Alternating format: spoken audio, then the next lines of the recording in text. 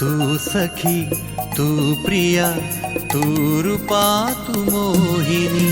स्वामिनी, स्वामिनी, स्वामी. स्वामिनी अत्याधुनिक आणि पारंपरिक साड्यांचं विलोभनीय दालन. तुमची आवड जाणणारं, तुमचं सौंदर्य उजळवणारं स्वामिनी. सौभाग्य सुंदर लेऊनी वसने उभी मन भावनी.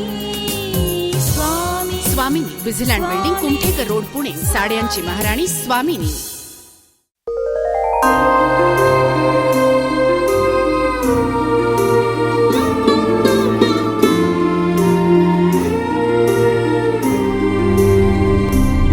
आनंदाश्रूंची साक्षीदार स्वामिनी, साड्यांची महाराणी स्वामिनी.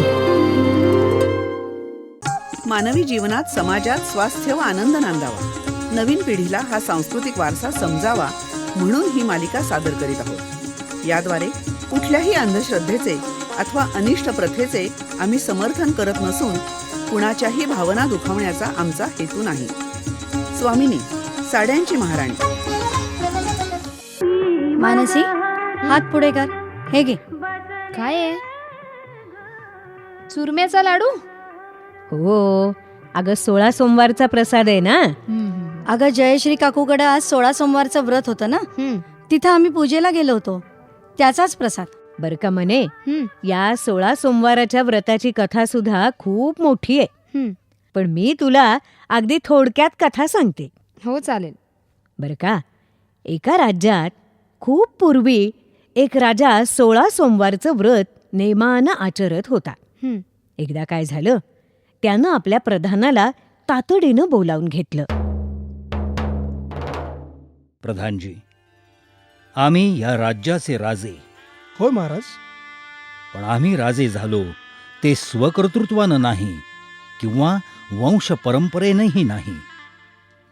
या राज्याचे पूर्वीचे राजे विक्रमसेन यांनी आपल्या राज्याला वारस नाही म्हणून एका हत्तीणीच्या सोंडेत माळ देऊन हत्तीणीला नगरभर फिरवली. मी एका गरीब ब्राह्मणाचा पुत्र. ही सगळी मौज पाहत असताना हत्तीणीनं नेमकी माझ्याच गळ्यात माळ घातली. महाराजांनी मला आपली कन्या दिली आणि राज्यही दिलं. होय महाराज. आमच्या राज्यप्राप्तीचं सगळं कर्तृत्व भगवान शंकरांचं. त्यांचं 16 सोमवारचं व्रत आम्ही आचरलं.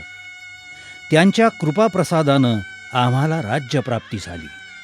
महाराज, आपला विनय वंदनीय आहे. लोकांना जेव्हा धन संपत्ती यश प्राप्त होते तेव्हा ते परमेश्वराला विसरतात. लवकरच त्यांना मद चढतो की ही माझ्याच कर्तृत्वाची प्राप्ती. पण आपण तसं केलं नाही. सारं कर्तृत्व भगवान शंकरांचं आहे या गोष्टीची आपण जाण ठेवली. 16 सोमवारचं व्रतही अखंड ठेवलं. खरंय प्रधानजी, पण त्यामुळेच आम्ही अडचणीत आलो आहोत. ते कसं काय महाराज? प्रधानजी, काल आमच्या व्रताचं उद्यापन होतं. नगरजनांना आम्ही भोजनही दिलं. होय महाराज. सारी प्रजा तृप्त होऊन आपल्याला आशीर्वाद देत घरी गेली. प्रधानजी, व्रताच्या उद्यापनासाठी आम्ही राणीला चुरम्याचे लाडू करायला सांगितले होते.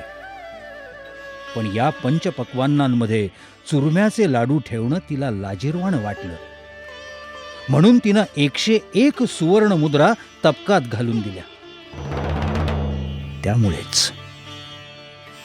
त्यामुळेच आमचा व्रतभंग झाला प्रधानजी.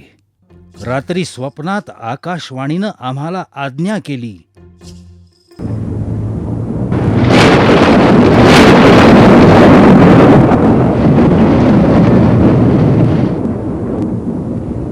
राजा, तुझ्या राणीनं काल प्रसादाऐवजी सुवर्णमुद्रा ठेवल्या, त्यामुळे तुझा व्रतभंग झाला.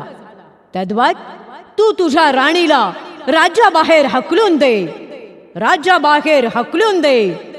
राज्याबाहेर हकलून दे.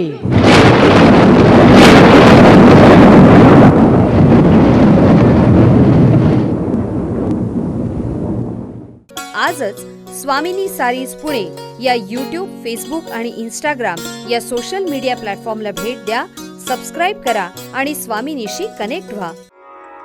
आणि म्हणे देवाच्या आज्ञेप्रमाणे राजानं राणीला राज्याबाहेर सोडून दिलं.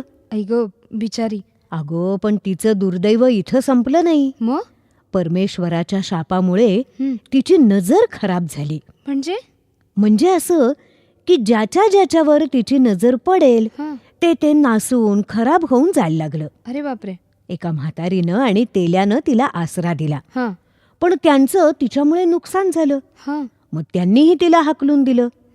अगं, एका नदीचं पाणी तिच्यामुळे आटलं. हा एका तळ्यात तिच्या दृष्टीमुळे किडे पडले. बापरे. ती उदासवाणी त्या तळ्याजवळ बसली असताना एक गोसावी तिथं आला.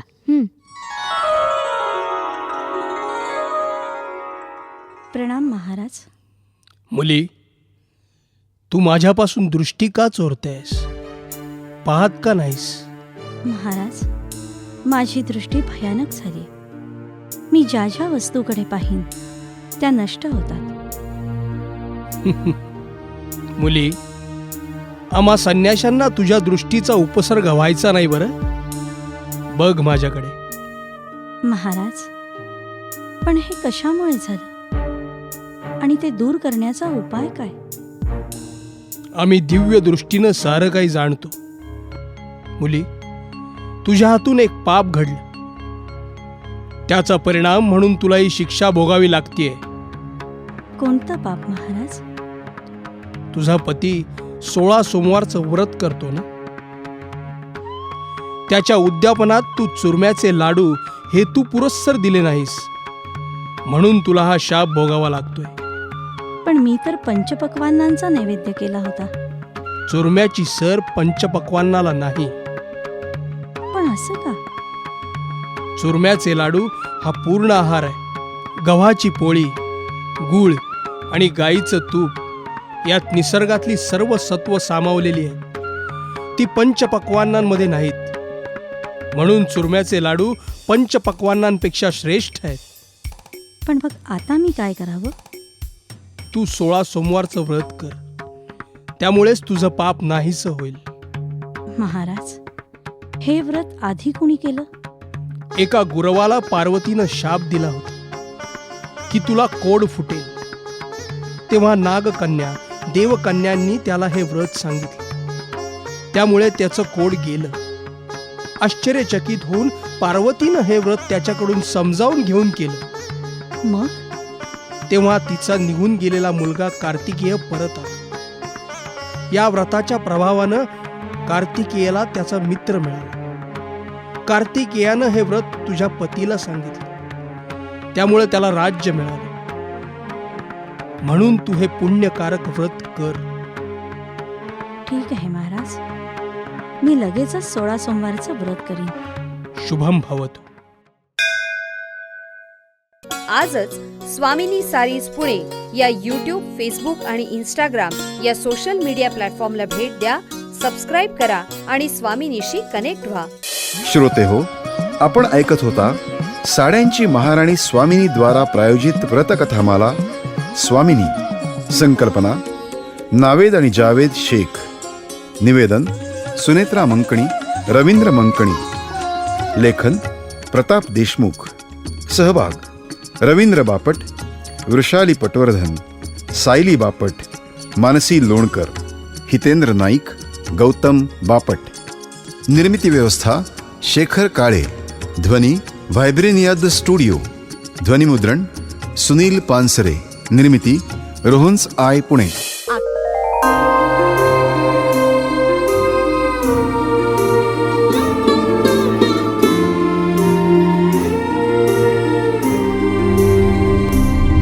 आनंदाश्रूंची साक्षीदार स्वामिनी, साड्यांची महाराणी स्वामिनी.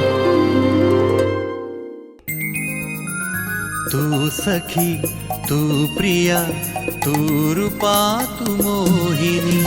स्वामिनी, स्वामिनी, स्वामिनी. स्वामिनी अत्याधुनिक आणि पारंपरिक साड्यांचं विलोभनीय दालन. तुमची आवड जाणणारं, तुमचं सौंदर्य उजळवणारं स्वामिनी. सौभाग्य सुंदर लेऊनी वसने उभी मन भावनी. स्वामिनी, विझिलँड बिल्डिंग, कुमठेकर रोड, पुणे. साड्यांची महाराणी स्वामिनी.